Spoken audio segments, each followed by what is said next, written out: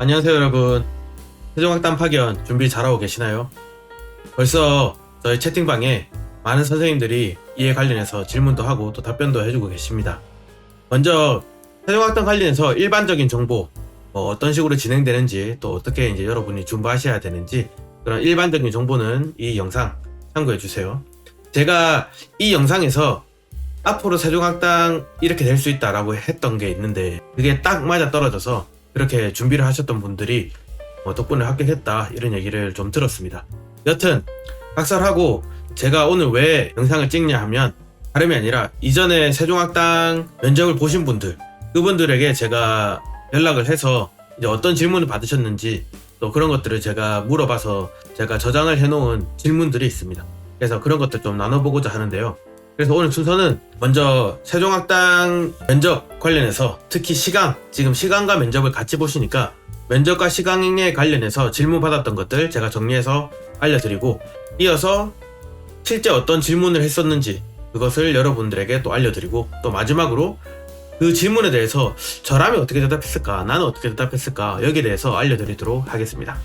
자, 그럼 바로 해볼게요. 질문해주신 것들을 정리를 해보자면, 이제 그 범위에 대해서 질문을 많이 해주셨어요. 이 시간 범위가 어떻게 되냐. 시간 범위는 안내문에도 나와있지만 전체입니다. 전체. 그래서 세종학당 책 전체를 다 보시면 되고요. 또 많이 하신 질문이 교환은 어떻게 작성하냐 라는 질문인데요. 교환은 컴퓨터로 작성하십니다. 네. 가서 수기로 손으로 쓰는 것이 아니라 가서 제일뽑기를 하셔서 몇 권 몇 가 이렇게 뽑으시면 거기에 대해서 지급받으신 노트북으로 작성을 하시면 됩니다. 그리고 이어서 교환은 어떤 식으로 작성하냐. 그러니까 말씀드린 대로 컴퓨터로 작성합니다만 그 과에 대한 내용을 해야 되거든요. 근데 아시다시피 수업은 거의 1시간을 할 텐데 시간은 짧습니다. 그래서 이걸 전체 다 할 수가 없잖아요. 그래서 여러분 결정하시면 됩니다. 그 짧은 시간이지만 그 과 안에서 목표 문법에 대해 도입, 제시, 연습, 활용까지 다 하시던지, 아니면 그 과의 어떤 어휘에 대해서 설명을 하시든지, 이런 식으로 여러분은 그 짧은 시간 안에 보여줄 수 있는 걸 보여주시면 됩니다. 그런데 만약에 단어 하나만 설명을 한다 그러면 당연히 문법 설명을 하시는 선생님들보다는 단어 설명이 정말 기가 막히게 상상하지도 못한 방법이면은 모르겠지만, 보통 생각했을 때는 그 목표 문법을 하시는 선생님들보다는 좀 덜 눈에 띄지 않을까 라고 생각을 합니다. 그럼 이제 시간 범위도 알았고, 무엇으로 작성하는지도 알았고, 어떻게 작성해야 되는지도 알았습니다. 그러면 실제로 세종학당 면접에서는 어떤 질문들이 있었을까요? 같이 한번 알아보겠습니다. 자, 이제 질문 알아볼 텐데요. 저도 이제 적어 놓은 걸 보면서 말씀드립니다. 이렇게 다른 선생님들을 위해서 경험을 공유해 주신 선생님들께 다시 한번 감사의 말씀을 드립니다. 그리고 이번에 세종학당 면접 가시는 분들도 저희 채팅방이나 아니면 저에게 여러분의 경험을 알려주시면 앞으로 다른 교원들에게 아주 큰 도움이 될 것입니다. 미리 감사드립니다. 자, 그럼 이제 실제 면접관들이 어떤 질문을 했는지 알아보도록 하겠습니다. 먼저 공통 질문이 있었는데요. 공통 질문에 대해서는 이전에 제가 올려드린 세종학당 면접 영상을 봐주시고, 그 질문을 그대로 할지 어떨지는 모르겠습니다. 이전에 그랬었기 때문에 그걸 한번 봐주시고, 그 외에 선생님들이 실제 받았던 질문들도 당연히 뽑기로 시강을 하니까 바가 달라서 질문이 똑같진 않습니다만, 그래도 그 질문의 맥락이 똑같습니다. 그 질문을 하는 이유가 똑같았습니다. 제가 여러 선생님들에게 질문해서 면접관이 어떤 질문을 했는지를 알게 됐는데, 먼저 교환 자체에 대한 질문이 있었습니다. 그래서 하나 예를 들어보자면, 이 선생님 같은 경우는 교환에서 신체 부위에 대해 그림 카드로 준비를 해서 신체 부위에 대해 그 어휘 교육을 한다고 했는데, 질문이 무엇이었냐면, 그럼 그림 카드 외에 다른 방법은 어떤 것이 있는가? 라는 질문이 있었습니다. 그래서 이런 것처럼 교환 자체에 대한 질문이 있습니다. 그래서 여러분 이걸 이제 테크닉이 필요한데, 교환을 작성하실 때 의도적으로 어떤 부분을 면접관이 질문하게끔 작성을 하는 겁니다. 혹은 교환을 작성하고 한번 보시면서 내가 면접관이라면 이걸 물어보겠네 라는 걸 한번 생각을 해보세요. 그걸 한 번이라도 생각하는 것과 그냥 막 시간에 쫓겨서 내고 마는 거는 차이가 있으니까 그렇게 하시면 되겠습니다. 그리고 이어서 어떤 질문이 있었냐, 다음 질문은 시강에 대한 질문이 있었습니다. 시강에서 여러분이 사용한 어휘라든지 아니면 여러분이 도입, 제시, 연습, 활용에서 못다한 부분이라든지 이런 부분, 그러니까 시강 자체에 대한 질문이 있었습니다. 예를 들어 이 선생님 같은 경우는 시간상 마지막 단계인 활용을 못 하셨는데 활용은 어떻게 교육할 생각인가에 대한 질문이 있었고, 어떤 선생님은 초급반이었는데 시강에서 사용한 어휘가 좀 너무 학생 수준에 안 맞는 것이 아니냐 라는 질문이 있었고, 그리고 어떤 선생님에게는 수업을 할 때 한국어로만 할 것이냐 아니면 그 나라 모국어로 할 것이냐 뭐 이런 질문도 있었습니다. 그러니까 이 시강 자체에 대한 질문인데 준비를 잘 하시면 뭐 저런 질문 하시겠죠. 예를 들면 뭐 모국어로 할 거냐 한국어로 할 거냐, 이건 사실 시강 자체에 대해서 그렇게 큰 질문 사항이 없다는 것이잖아요. 그러니까 시강을 잘 하셨으면 일반적인 거 물어보겠죠. 그 나라 모국어로 할 거냐 한국어로 할 거냐.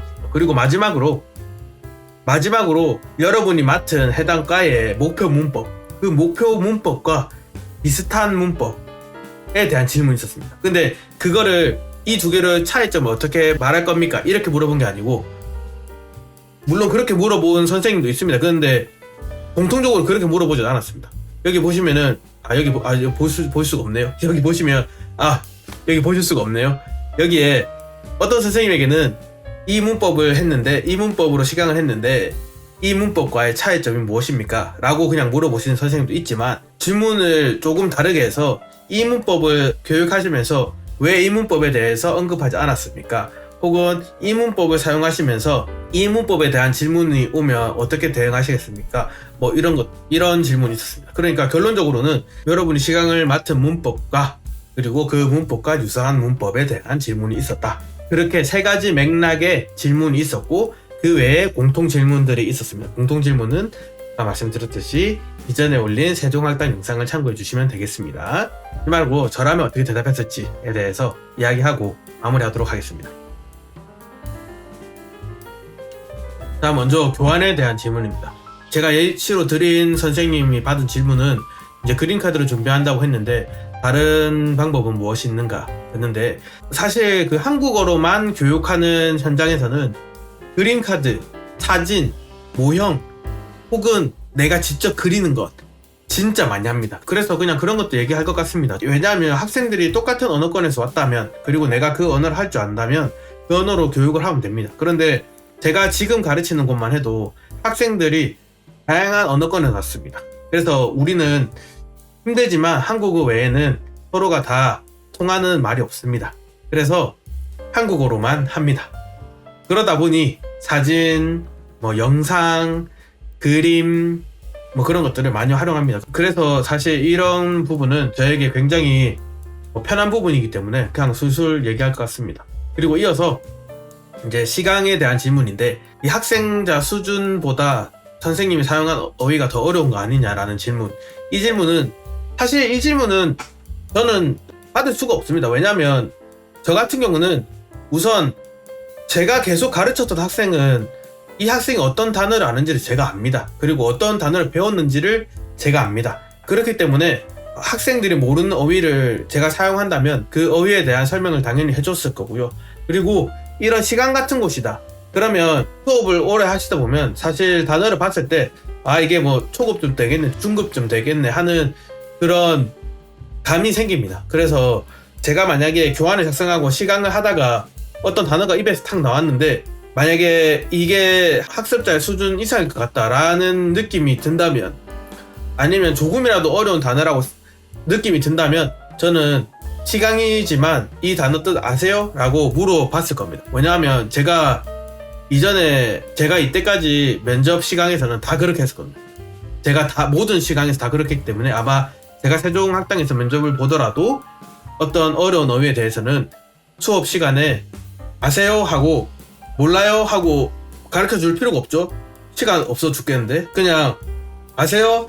알아요? 좋아요. 이렇게 하고 그냥 넘어가시면 됩니다. 왜냐면 그 확인을 했다는 것 자체가 중요하기 때문에, 확인을 하는 그 과정이 중요하기 때문에 그렇게 확인을 해주고 가시면 되고, 신입 선생님 같은 경우는 이제 단어에 대해서 이게 초급인 중급인지에 대한 감이 별로 없으실 겁니다.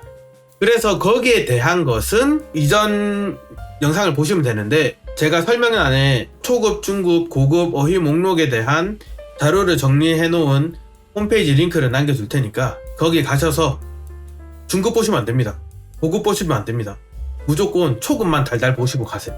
그리고 면접을 준비하면서 내가 봤던 단어가 아니다 그러면 그냥 다 설명을 해주시고, 그러면 그냥 다 질문을 하시면 됩니다. 아시겠죠? 그래서 초급도 보고 중급도 보면 좋겠지만, 지금 시간상 제가 듣기로 오늘 보시는 분도 있다고 하셨는데, 그냥 초급만 달달 보시고 나머지는 그냥 다 중급 단어다 혹은 고급 단어다 라고 생각하시면 되겠습니다. 그리고 마지막 질문이 이제 비슷한 문법, 유사 문법에 대한 질문이었는데, 여기에 대해서는 어쩔 수 없죠.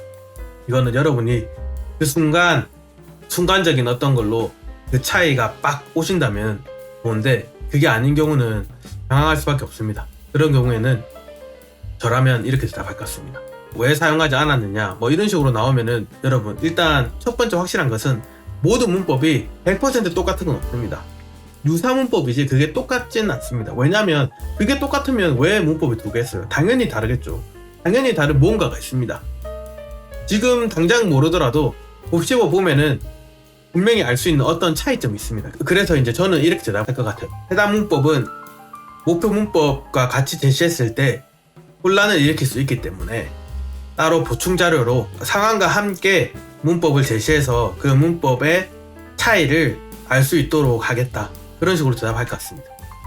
이해하셨어요? 그러니까 내가 목표 문법이 있고 면접관이 물어본 유사 문법이 있는데, 내가 그 차이를 면접관이 물어보자마자 생각이 났다면 그렇게 얘기를 하면 되는데, 그게 아니라 뭐 예를 들어 면접관이 질문을 좀 꼬아서 왜 이 문법을 설명하면서 이걸 사용하지 않았냐, 왜 이 문법을 설명하면서 이걸 언급하지 않았냐 뭐 이런 식으로 나오면, 이 문법은 유사 문법이기 때문에 같이 제시했을 경우 학생들이 목표 문법을 이해하기에 오히려 힘들 수 있으므로 추가 자료를 통해서 정확한 상황과 함께 이 문법들을 제시해서 학생이 그 차이를 이해할 수 있게 하겠다라고 대답할 것 같습니다.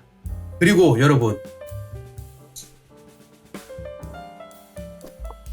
당장 사세요. 당장 사세요. 이거 링크 남겨드릴 테니까 당장 사시고, 여기에 여러분이 알고 싶은 것이 있습니다.